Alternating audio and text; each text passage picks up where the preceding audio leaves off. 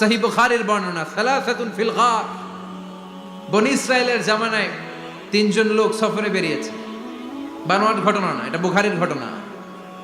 সফরে বেরিয়েছে, মরুভূমির মাঝখানে প্রতিমধ্যে প্রচন্ড তুফান আর বৃষ্টি। বৃষ্টি থেকে বাঁচার জন্য এর একটা পাহাড়ের গুহার ভিতরে ঢুকেছে। হঠাৎ থান্ডার, বজ্রপাত, বিজলি, মুষলধারে বৃষ্টি। বৃষ্টির পানিতে পিচ্ছিল হয়ে উপর থেকে বিশাল প্রকাণ্ড একটা পাথরের খণ্ড এসে গুহার মুখের মধ্যে আটকে গিয়েছে। যেই গুহার মুখ দিয়ে তারা ঢুকেছে, ওইখানে বিশাল একটা পাথর গড়িয়ে এসে উপর থেকে পড়ল। অন্ধকার, ভিতরে কোনো আলো নাই, কোনো জনমানব নাই, বাঁচানোর কেউ নাই, কিচ্ছু দেখা যায় না, ঘুটঘুটে অন্ধকার। বাইরে থেকে আলো আর অক্সিজেন যে আসবে ওই সুযোগটাও নাই। তিনজন বুঝে গেল আমাদের মৃত্যু এখানেই হবে, আমাদের কঙ্কালগুলো শত শত বছর এখানে পড়ে থাকবে, কেউ উদ্ধারের জন্য আসবে না। ঠিক কি না? বাঁচানোর কেউ নাই, অক্সিজেন যতটুকু আছে কিছুক্ষণ পরে এটাও শেষ হয়ে যাবে। তিনজনের একজন বলল আমাদের বাঁচানোর কেউ নাই, একজন ছাড়া তিনি কে?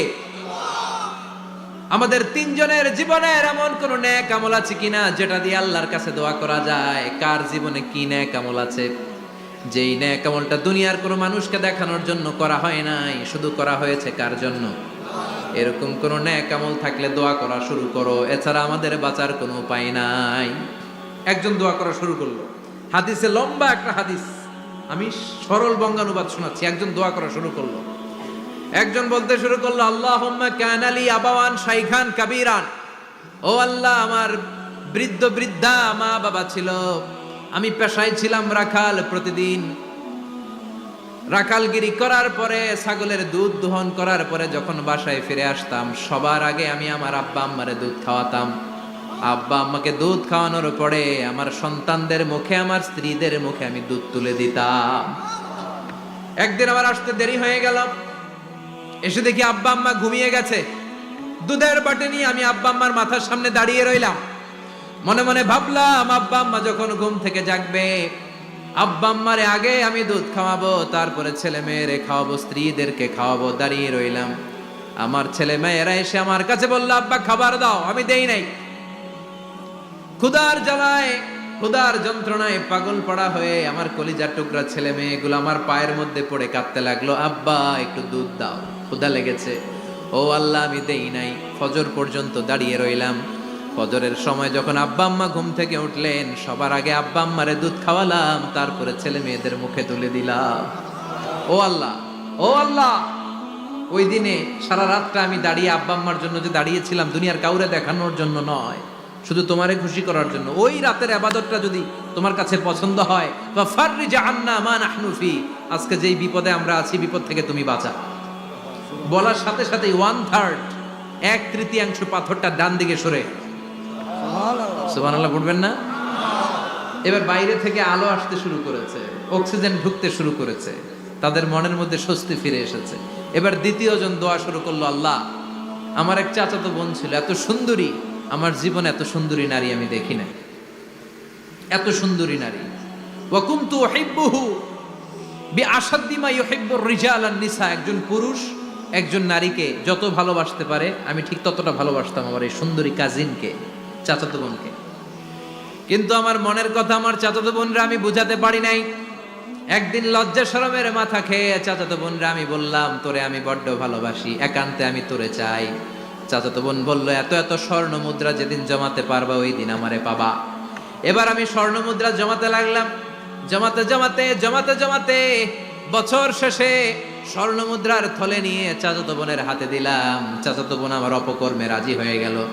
গোপন একটা রুমের ভেতরে আমরা ঢুকলাম, দুইজনেই জামা কাপড় খুলে নেকেড হলাম। জিনা করব, পাপ কাজ করব, একেবারে ফাইনাল ডেস্টিনেশন আমরা চলে গেলাম। পাপ কাজ যখন আমরা শুরু করব, ইন দা মিন টাইম আমার চাচাতো বোন আমার ডেকে বলে, ও আমার চাচাতো ভাই, ইত্তাকিল্লাহ, ইত্তাকিল্লাহ, আল্লাহরে ভয় কর, আমার সতীত্ব নষ্ট করে দিস না। আল্লাহ ওই মুহূর্ত থেকে ফিরে আসা কোনো পুরুষের পক্ষে সম্ভব ছিল না। ইত্তাকিল্লাহ, এই বাক্যটা শুনে, তোমার আওয়াজ শুনে আমার কলিজার মধ্যে কাঁপুনি ছুটে গিয়েছে। তোমার নাম শুনে আমি আর ধৈর্য ধারণ করতে পারি নাই। চিৎকার মেরে জামা পেড়ে ওই ঘর থেকে বের হয়ে গেলাম। ও আল্লাহ, শুধুমাত্র কেবলমাত্র একমাত্র তোমার ভয়ে ওই দিন আমি আমার চাচাতো বোনের সাথে পাপ কাজে লিপ্ত হই নাই।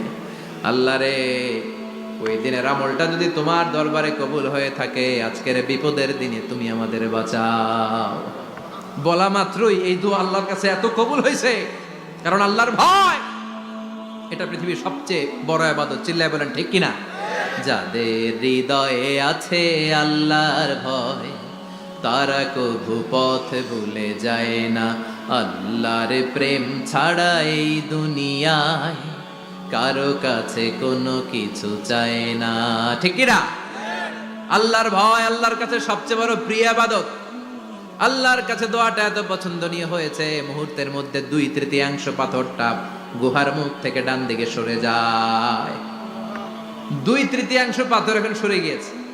এবার তারা বেরোতে চেষ্টা করলো, দেখা যায় হাত বেরোয়, কারো পা বেরোয়, মাথা বেরোয়, কিন্তু পুরো বডিটা নিয়ে বেরোয়া যায় না। বাকি আছে কয়জন? কথা কন। এবার 3 নাম্বার লোক দোয়া করতে শুরু করেছে, আল্লাহ ইন্নী ইস্তাজারতু উজারা ফাদাফাতু সামানাহুম। আল্লাহ, আমি অনেকগুলো শ্রমিক ভাড়া করেছিলাম, তাদেরকে দিয়ে কাজ করিয়ে তাদের ঘাম শুকিয়ে যাওয়ার আগে প্রত্যেকটা শ্রমিকের পারিশ্রমিক আমি দিয়ে দিয়েছি। সবগুলো শ্রমিক আমার কাছ থেকে পারিশ্রমিক বুঝে নিয়েছে, একজন ছাড়া। একজন না নিয়ে চলে গেছে।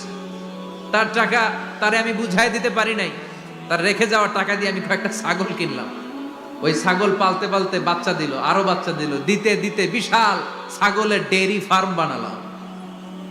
1 যুগ পরে ওই শ্রমিক এসে বলে, হে আমার মালিক, 12 বছর আগে তোমার কাছে কাজ করেছিলাম, টাকা কিন্তু নেই নাই, টাকা দাও। আমি বললাম, ওই যে বিশাল ছাগলের বড় একটা ডেইরি ফার্ম দেখা যায়, পুরো ডেইরি ফার্ম তোমার, ডেইরি ফার্মটা তুমি নিয়ে যাও। শ্রমিক আমারে বলতে লাগলো, তাস্তাজিউ মিন্নি, আমার সাথে ঠাট্টা করো নাকি? একদিনের পারিশ্রমিক দিয়ে ডেইরি ফার্ম হয় নাকি? যতটুকু টাকা তোমার কাছে আমি 12 বছর আগে পেতাম, ততটুকু দিলেই চলবে। তারে আমি বুঝিয়ে বললাম, তোর টাকা দিয়ে ছাগল কিনেছি, ছাগলের ব্যবসা করে ডেইরি ফার্ম বানিয়েছি, একটার পর একটা ছাগল বাচ্চা দিতে দিতে আজকে হাজার হাজার ছাগলের এই ডেইরি ফার্ম, পুরো ডেইরি ফার্মটা আমি তোরে দিয়ে দিলাম। বলা মাত্র ওই শ্রমিকটা ডেইরি ফার্ম নিয়ে চলে গেল। মাবুদের এই কঠিন বিপদের দিন সে শুধু দাবি করেছিল তার পারিশ্রমিক, তার পারিশ্রমিকের টাকা তার হাতে দিলে সে খুশিতে বাকবাকুম, কিন্তু তার বদলে পুরো ডেইরি ফার্মটা আমি তার হাতে তুলে দিয়েছি একমাত্র তোমার সন্তুষ্টির জন্য। ওই দিনের আমলটা যদি তোমার দরবারে একটুও ভালো লেগে থাকে রে মাওলা, আজকের কঠিন বিপদ থেকে বাঁচাও। বলতে দেরি মুহূর্তের মধ্যে বিশাল পাথর খণ্ডটা গুহার মুখ থেকে ডান দিকে সরে যাও। আল্লাহর শুকরিয়া করে 3 জন বের হয়ে যায়। সহিহ বুখারীর বর্ণনা। আপনার জীবনে এমন কোন নেক আমল যদি থাকে যেটা শুধু আল্লাহরা দেখানোর জন্য করছিলেন, আমরা আমল করব অবশ্যই দেখানোর জন্য, তবে মানুষকে নয়। কারা দেখানোর জন্য? আমাদের সব দেখানো হবে একজনকে। চিল্লায় বলেন, তিনি কে?